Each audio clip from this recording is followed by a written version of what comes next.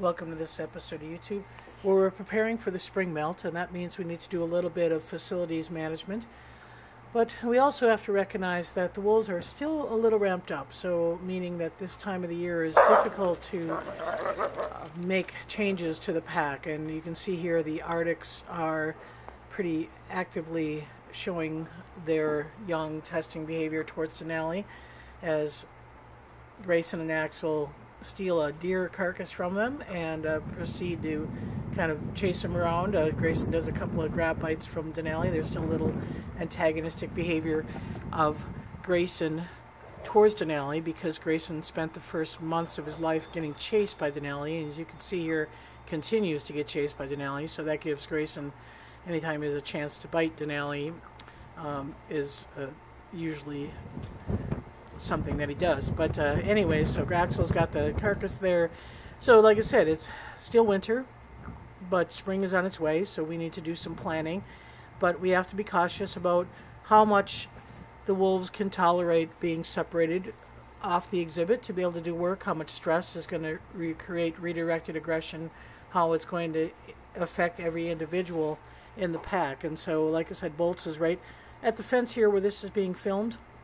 I'm really not partaking in this. This is a Arctics on Denali kind of episode. So Denali's very strong about food guarding, and so he starts off with a little bit of antagonism towards them, keeping them away from his carcass, and that just creates a weakness and vulnerability that Grayson takes advantage of. So Axel's more about the food, Grayson's more about getting a bite on Denali. So with that said, we obviously want to be cautious about locking that kind of energy into a smaller area.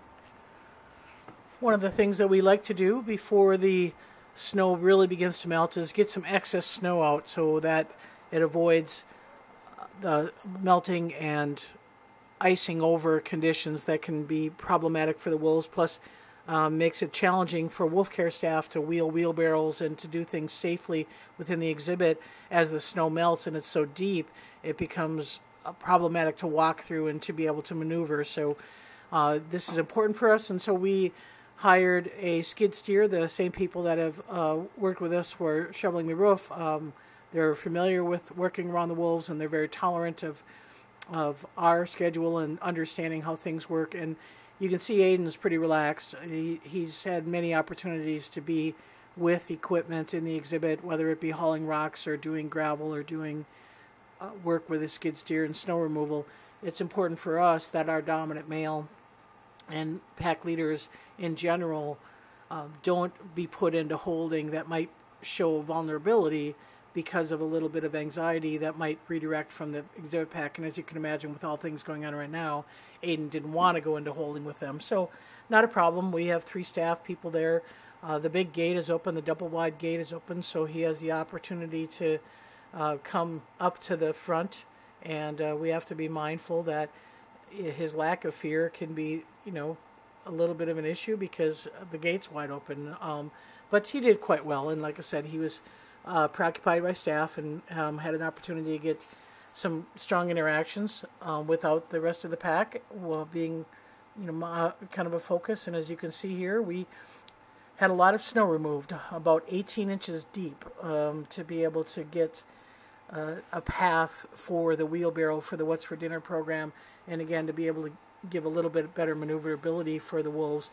We did keep the mound of hay in the front that Aiden has been lying on, and actually by the fact that we now have it about 2 feet higher, it gives him a little bit more confidence. It gives him an opportunity to step up and kind of interact with the rest of the wolves. So it's kind of a psychological builder for him to make sure that he still has that opportunity to seek some comfort and to be able to, again, find a little bit of refuge while the pack is getting a little bit of focus on him.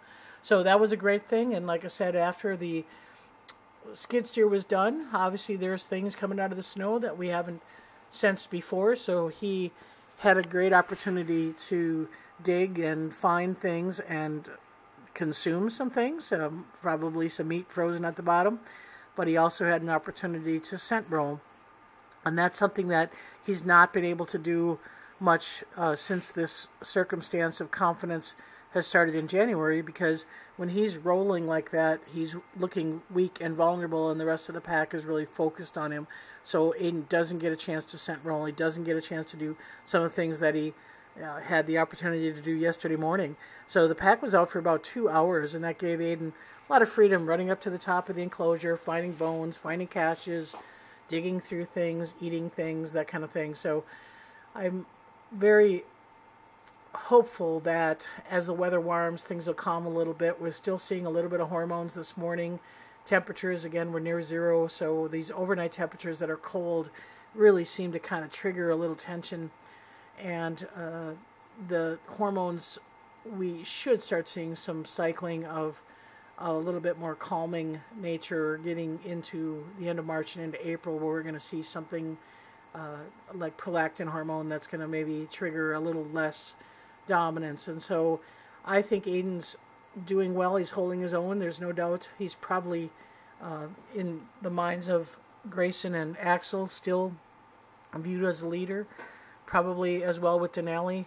The problem seems to be with Bolts, and Bolts seems to be, again, showing some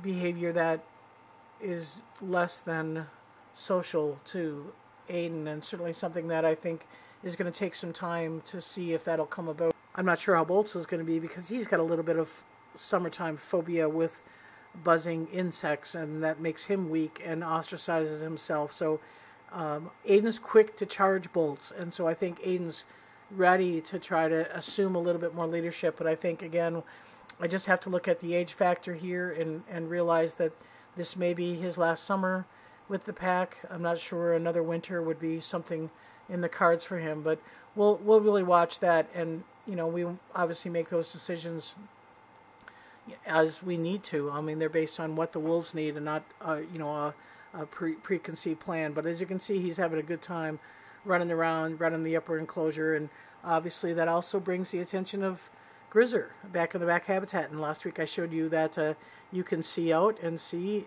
the entire back habitat, and Grizzer's got a great vantage point there. So I think you're looking at what I consider to be good stimulus, and for a wolf who's about to be 14, certainly his back right leg's been a concern for us, but he's moving. He's seeming very alert, mentally, physically, seeming to do well for an animal coming into 14. We also know that we have lost wolves at this age from cancer and for pulmonary embolisms and just various stages of decline. So we certainly want to keep our eyes out anything that changes with Grizzer. So Luna has been having a little bit of a tough time here in the last couple of weeks, and so we're working pretty hard on trying to get her to relax a bit. She's not quite receptive to a lot of body work that she had been in the past.